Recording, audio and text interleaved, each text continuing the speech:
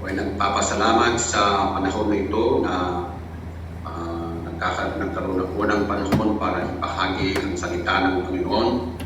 At salamat din sa buhay ng bawat isa na nandito, nakatin kahit na online. Ako rin ay nagpapasalamat sa blessing ng ating founder sa pamilya na ito, Believers in Christ Fellowship, sa Bishop Moses Tumalao, sa Bishop Rachel, at saka yung mga jail ministry team for inviting me to share the Word of God. So, praise the Lord. Tayo po ay yumuko at manalangin ng maigli bago tayo magpatuloy. Thank you, Father. We ask your blessing upon the Word, and also bless the hearts, the mind, and the ears of these brethren na kahit po online, ikaw po ang kikilos sa buhay ng bawat isa. Anoint my lips and anoint the words that we pray. In Jesus' name. Amen. Okay. Sa Biblia, dito natin makikita ang tinatawag na mabuting or magandang balita or good news sa English. And it is good news dahil it brings salvation, healing, deliverance, at may magagawa itong magandang balita.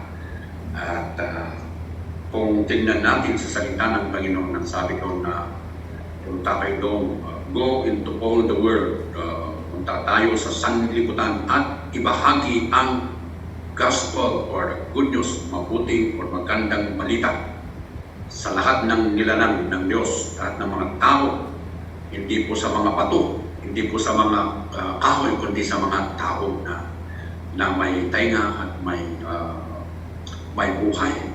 So, itong gospel, ito po ang aking isishare sa inyo kung ano po itong gospel at bakit po importante itong tinatawag na gospel. Gospel means good news, mabuting, magandang balita.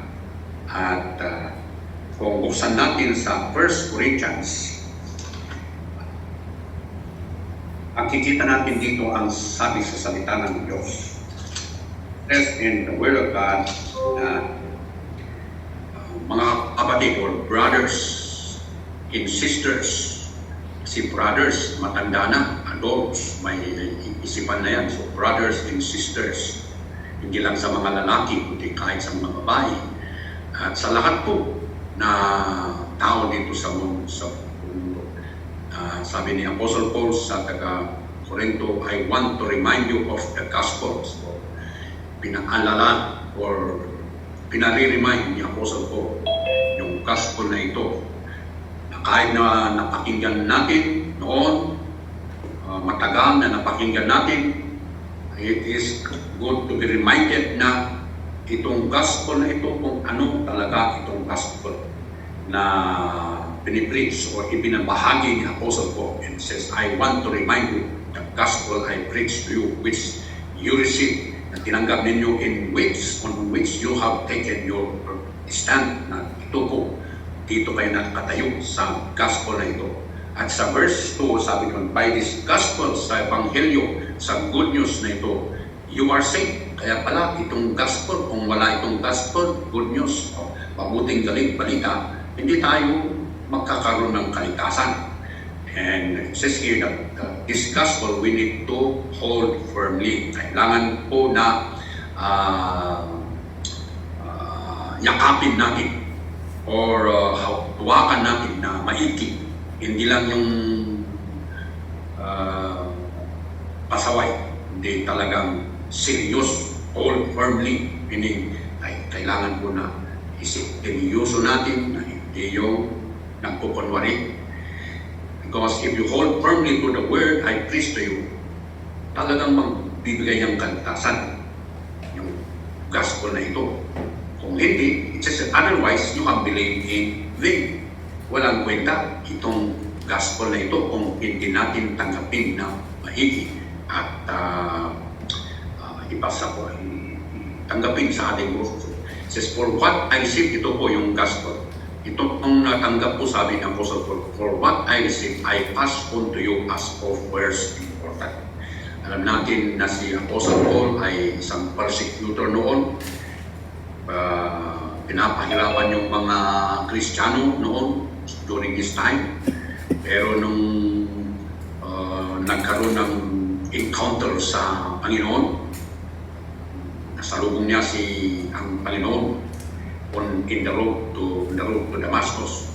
And doon, itago ng Panginoon ang kanyang buhay at ibinigay ng Panginoon itong gospel sa kanya. He received this gospel and he said, I receive it and I will also pass to you as of first importance. Unang importante. Ano po ito? Sabi dito na, the first importance of the gospel is ito, that Christ died for our sins. Namatay po si Jesus sa ating kasalanan. Dahil tayo po ay makasalanan. Walang tao na walang kasalanan.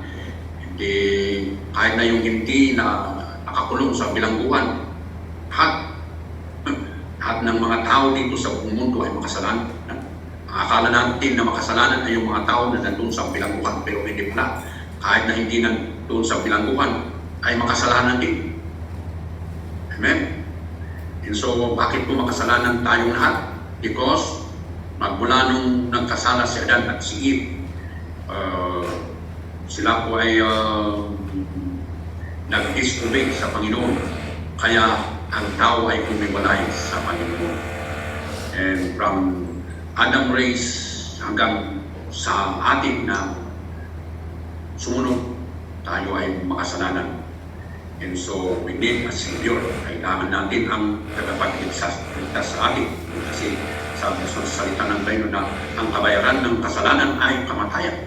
It means eternal separation. Death means separation. So, we will be separated from God. If we are separated from God, then there is no hope for us. There is no, walang kwenta ang ating buhay. Kahit na ano ang gawin natin na mabuti, dahil hiwalay tayo sa Panginoon, masama pa rin sa harapan ng Panginoon. Kaya, we are not saved by our own goodness. Hindi tayo maliligtas sa ating kabutihan, sa ating magandang ginagawa na sa ating buhay, kundi maliligtas tayo sa biyaya ng Panginoon by doon sa Ephesians verse 2, chapter 2, verse 89, sabi ko na, by grace through faith, we are saved. We are saved not by our own good works, but we are saved by the grace of God. Because tayo po ay, sabi ni Jesus na, Christ died for our sins. It is by God's grace na tayo po ay maliligtas. Praise God. So, yun po, kung sa Ephesians chapter 2, verse 89. So, lahat po, kung po na sa first importance of the gospel ay may tatlong components po. First is that Christ died for our sins. Si Jesus ay namatay sa inyong kasalanan at sa ating kasalanan. Kailangan na paniwalaan mo yan. Kailangan man na malaman mo na malaman natin sa ating buhay kung bakit namatay si Jesus dahil sa ating kasalanan. At hindi lang namatay si Jesus, siya po ay inilibing. He was buried, sabi doon sa 1 Corinthians chapter 15. He was buried. Siya po ay inilibing. Amen? Sabi doon, he was buried. And that he was raised on the third day. And then after 3 days, siya po ay nabuhay ulit according to the scripture. And so, he appeared to Cephas and to the 12 sa mga disciples. Kaya dito natin makikita na si Jesus ay tumatay sa ating kasalanan. That is the good news. He died for our sins. He was buried and resurrected. Ito po ang, this is actually signifies the importance of water baptism, because water baptism speaks of our death our sin, burial, and resurrection. Kaya isang tao, pag siya po ay mabautismuhan, kailangan po na siya po ay i-immerse, must submerge, must be immersed. Because pag ang isang tao ay inilubog sa tubig, considered na patay na yan.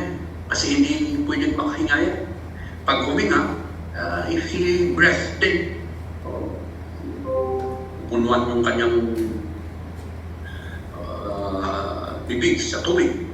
So, he will be, sabi namin na sa aming salita, na maltutan. No, what is maltutan? Yun, walan ng hinga. At mamamatay pa.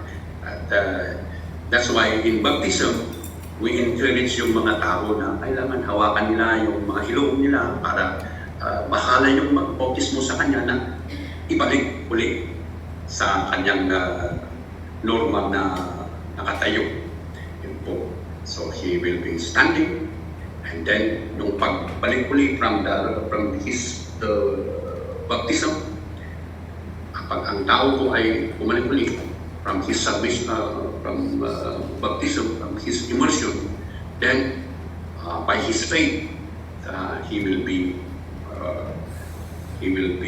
resurrected with Jesus Christ through faith in Christ. So kailangan po yung importante yung pananampalataya kay Kristo. Dahil kahit na immerse, bautismo ka yung isang tao kung walang pananampalataya sa Panginoon at hindi magsisisi, ay walang kwenta yung kanyang bautismo. So, kailangan na yun po. Kaya yung nabasa natin na si Jesus ay namatay dahil sa ating kasalanan, siya po ay inilibing, and then after 3 days, muling nabuhay, it actually signifies the importance of water baptism. Kaya, ang bautismo po ay hindi optional. It is a command from God. Kaya si Jesus, nung siya ay nandoon sa Galilee at napakinggan niya si John the Baptist na nagbabautismo doon sa River Jordan, ay siya po ay pumunta from Galilee to River Jordan. Talagang malayo yan.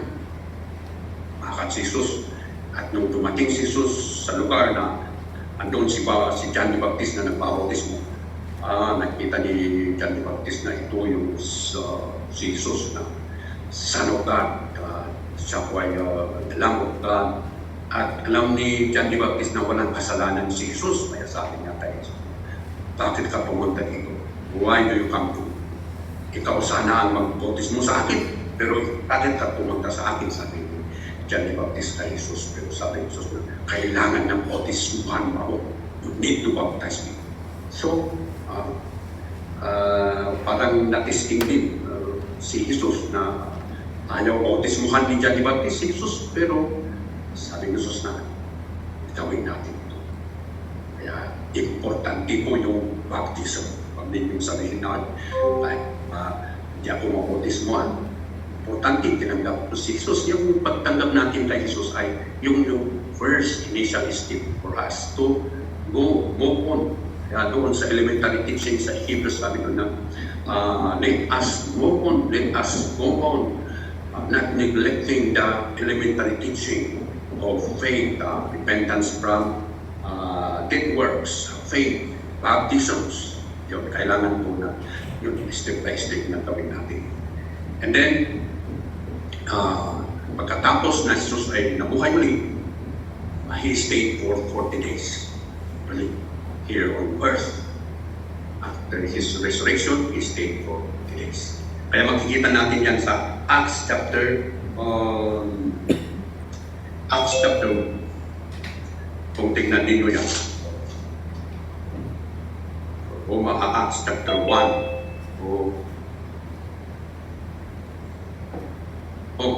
Okay, after, I think this is the word 40 days.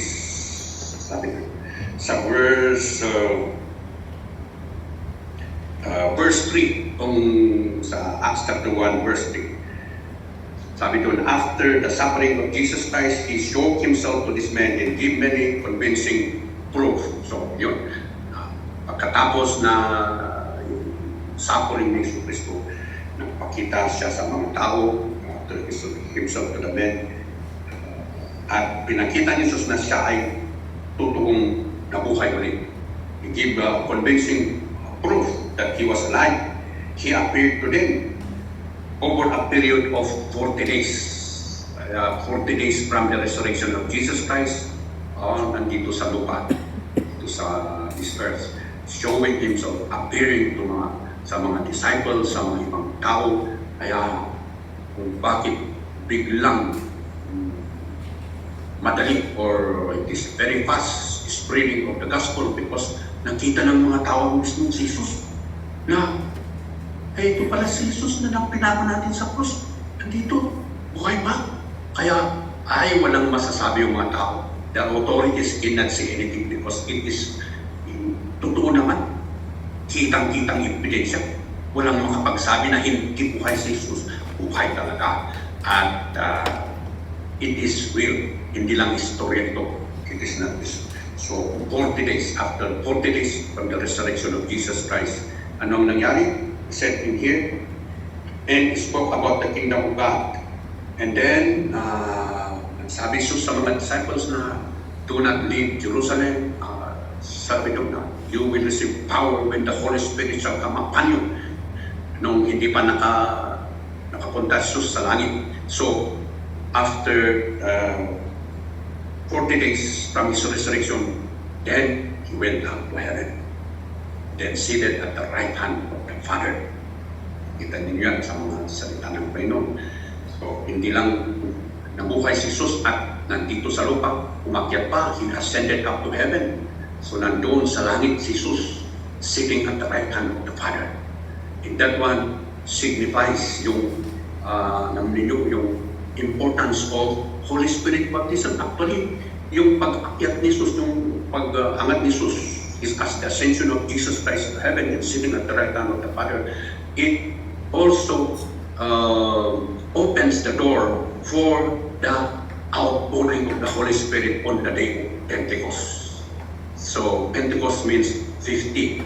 So, 50 days, doon, binuhos ng Panginoon yung Holy Spirit. And so, the ascension in the ascension of Jesus Christ to heaven and sitting at the right hand of the Father is also important, because if Jesus did not went up to heaven and seated at the right hand of the Father, siguro yung Holy Spirit hindi pa bumaba.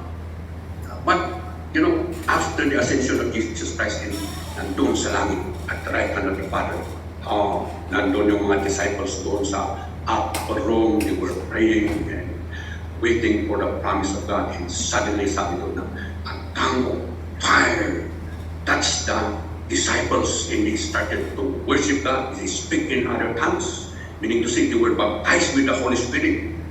Kaya si Peter na noon nagtatakot, he was hiding, afraid sa mga tao na nagsasabi sa kanya na ikaw, kasama mo si Jesus. Kasi yung action, yung action mo, yung intonation, yung pagsalita ay halata na ikaw ay disciple ni Jesus. Dahil si Peter ay hindi po napuspos ng Holy Spirit, kaya he lied. Talagang he denied Jesus 3 times. But when he was filled with the Holy Spirit, anong nangyari? Kahit anong sinasabi ng mga tao, nagkaroon siya ng boldness. So in the book of Acts, pagbasahin ninyo dyan sa chapter 2, tumayo si Peter. During the baptism, the outpouring of the Holy Spirit, nung nabautismuhan yung mga disciples ng Espiritu Santo, sila po ay nagpuro sa Panginoon when they were worshiping God. Mayroon pong 14 nation, iba't ibang nasyon ang nandun. 14 po ang nandun. At doon sa Jerusalem, at nagtataka sila, bakit ang kanilang pagpupuro ay ginagamit nila yung salita natin na hindi natin, we came from other nation, but why is it that they were using our language in worshiping God? It is a sign, as in yung speaking in tongues also is a sign to the unbelievers.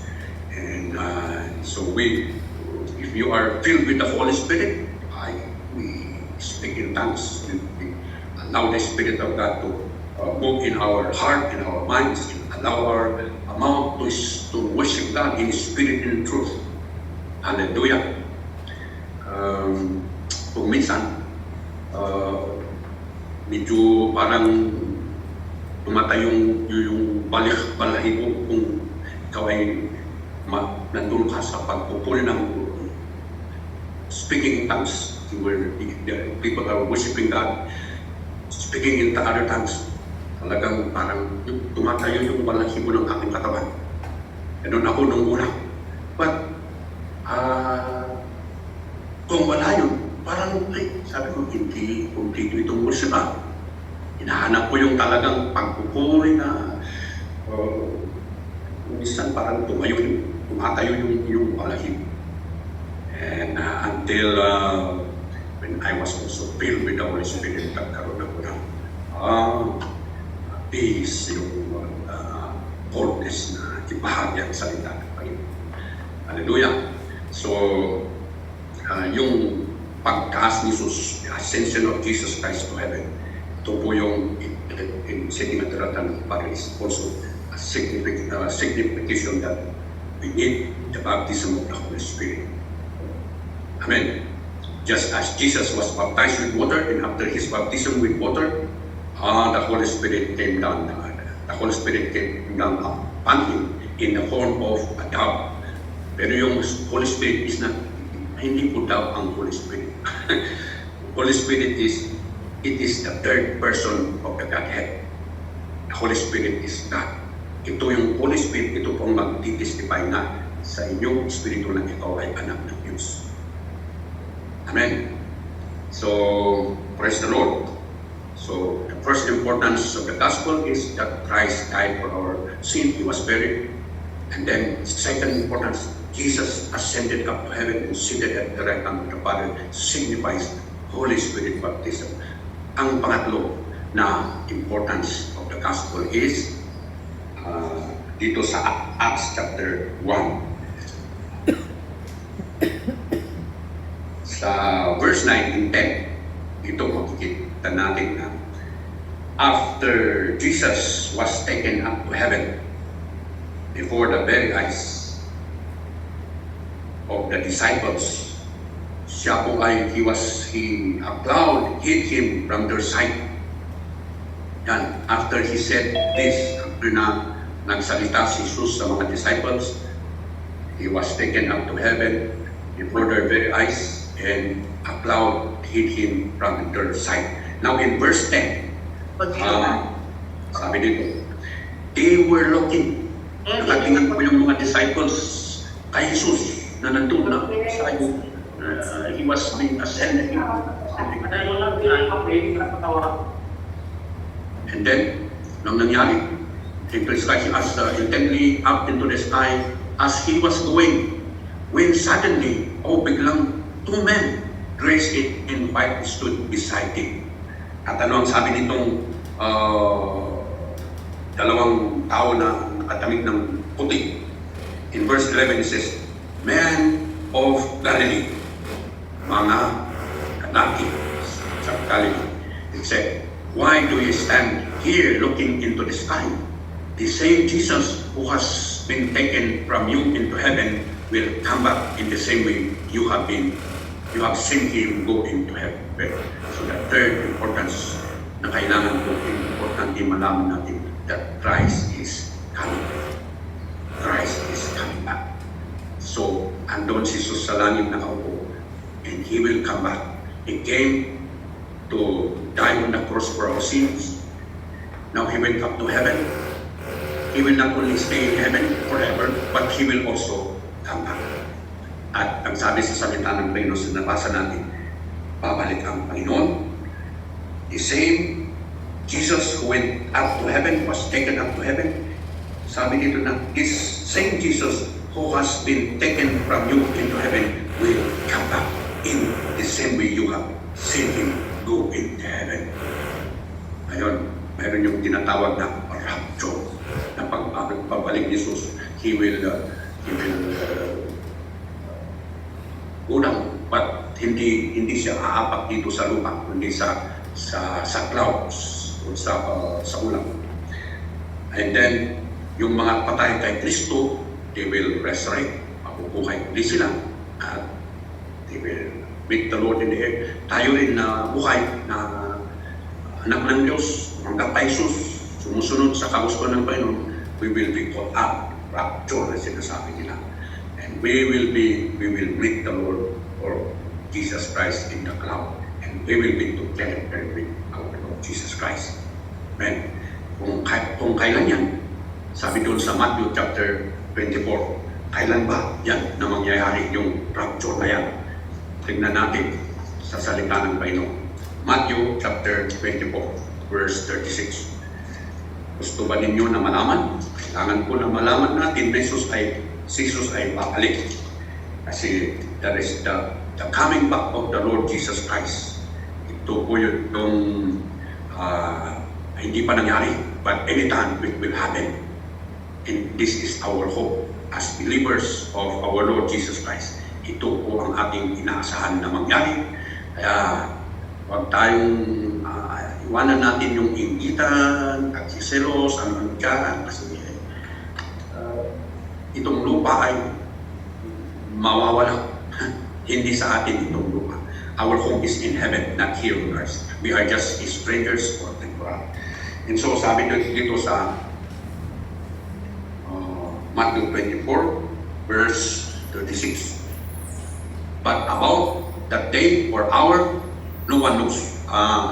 Yung araw at oras na pagbalik ni Jesus, walang nakakalam. Sabi dito, no one knows. Not even the angels in heaven. Kaya nagtatanong ka sa mga angels, ay hindi nila alam.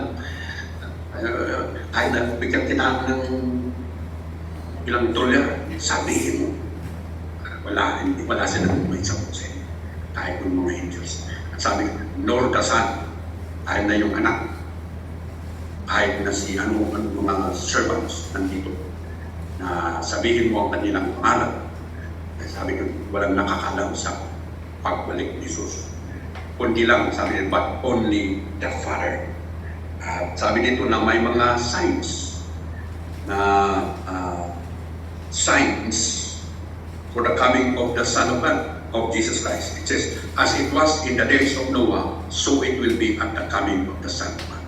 Kung ano yung panahon during the time of Noah, na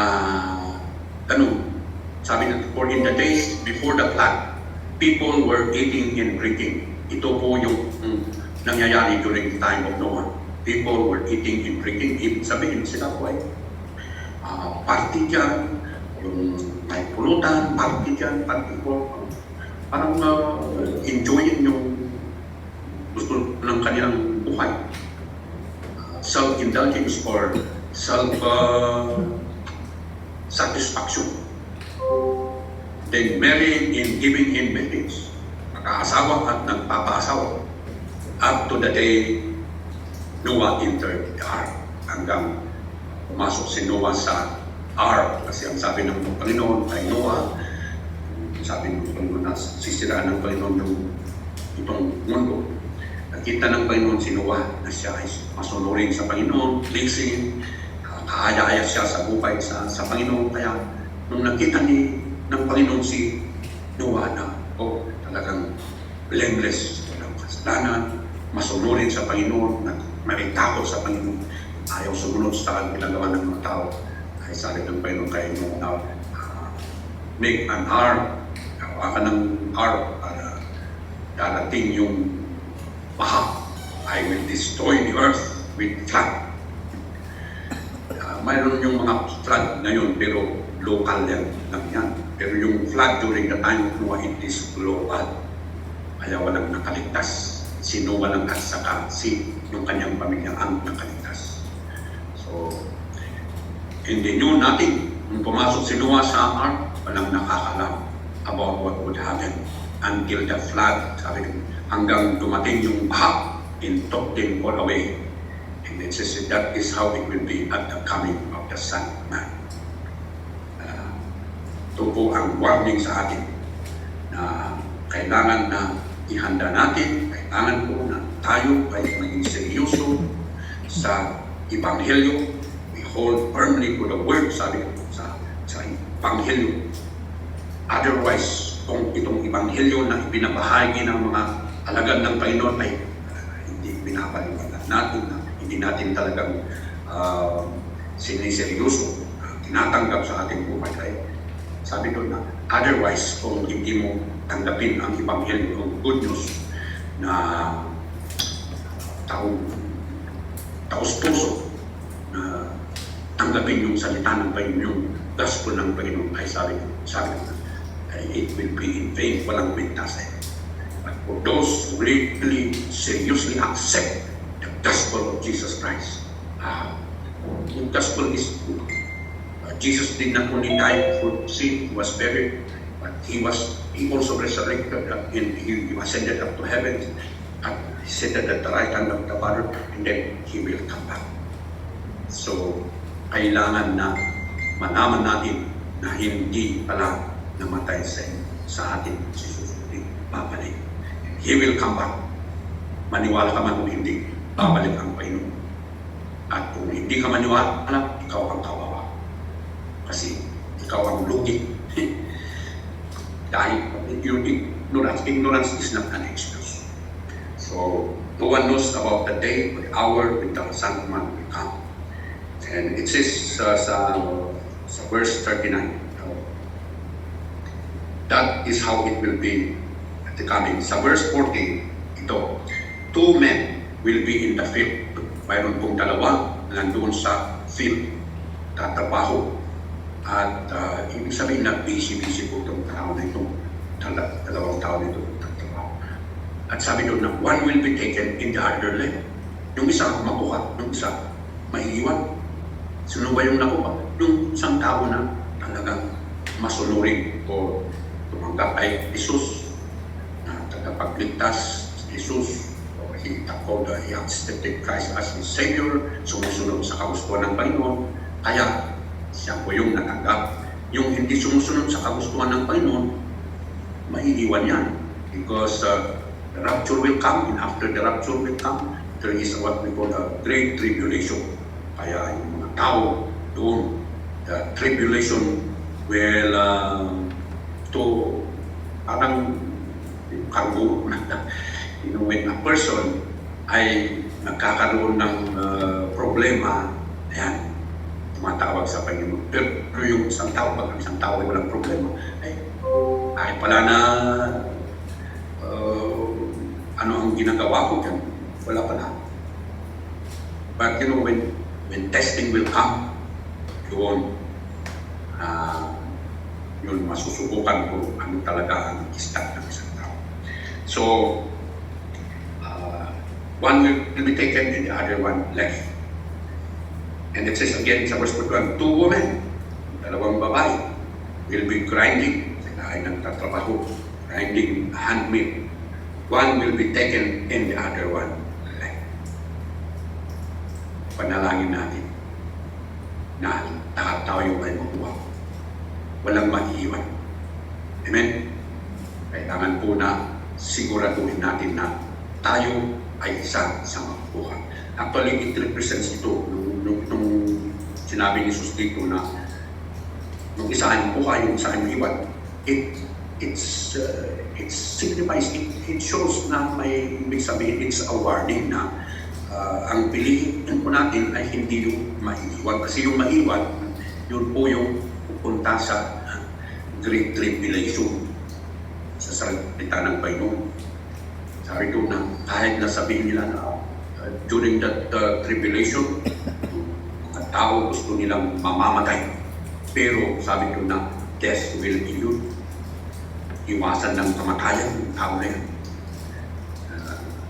Kahit na kukuha ka ng baril, tutukan mo yung inyong sarili para magkaroon ng kamatayan.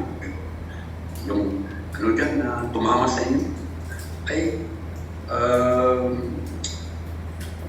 maidadagdag pa yung sakit niya na mararamdaman ng isang tao. So, praise the Lord. Kailangan na tayo po ay nakahanda and believing that Jesus Christ is coming. Sabi dito sa John, I think this is the last scripture that we are going to read. John chapter 14 verse John 14 verse 1. Ang sabi dito, do not let your heart be troubled. Verse 1 to 3. Huwag natin pahintulutan ng ating puso ay magkaroon ng trouble. Do not let your heart be troubled. Ano ang gawin natin para hindi tayo magkaroon ng trouble? Sabi dito na, trust in God. Nagnalig tayo sa Panginoon. Trust also in me, sabi ni Jesus. Trust in God, trust in Him. And it says here, in my Father's house are many rooms. Sa bahay ng aking Ama, maraming kwarto. If it were not so, I would have not told you. I would have told you. Kung hindi sana totoo, hindi ko sasabihin ito sa Jesus. I'm going there to prepare a place for you. Papunta ko dyan. Si Jesus nandun na sa langit to prepare a place for us. And if I go and prepare, sinabi ni Jesus ito nung siya pa hindi na punta sa langit. Sabi niya, and if I go and prepare a place for you, I will come back. Kaya ito naman ang assurance na talagang si Jesus ay babalik. Si Jesus mismo ang nagsabi, hindi yung mga angels. Siya mismo, si Jesus. At alam natin na si Jesus ay hindi lalay, hindi nagsisinungaling si Jesus, kundi kung ano ang kanyang sinabi, talagang totoo yan. I will come back, sabi ni Jesus, and take you to be with me, para buhay. I will take you, sabi niya, to be with me, para kasama kita. And where I am, that you also may be where I am. And it says here, come back to be with you, and then I'll go and prepare a place for you. I will come back and take you to be where I am. Hallelujah. So, praise the Lord. Pag tayong magkaroon ng malalim na problema, magtiwala tayo sa Panginoon, trust in God, trust in Jesus, trust in His promises. Ano man yung problema mo sa inyong buhay, sa inyong pamilya, sa ano dyan, commit it unto the Lord. Yun ang sabi sa salita. Commit your ways unto the Lord, and He will direct your path. Praise God. Salamat po kung aking pwedeng may pag-share sa inyo sa oras na ito. And thank you for listening. Shall we just bow down and let's pray. Thank you, Father, for this word that we have heard. Thank you because you give us an assurance that you will come back to take us to be with you. We thank you. We commit these things to you in Jesus' name. Amen. Thank you po.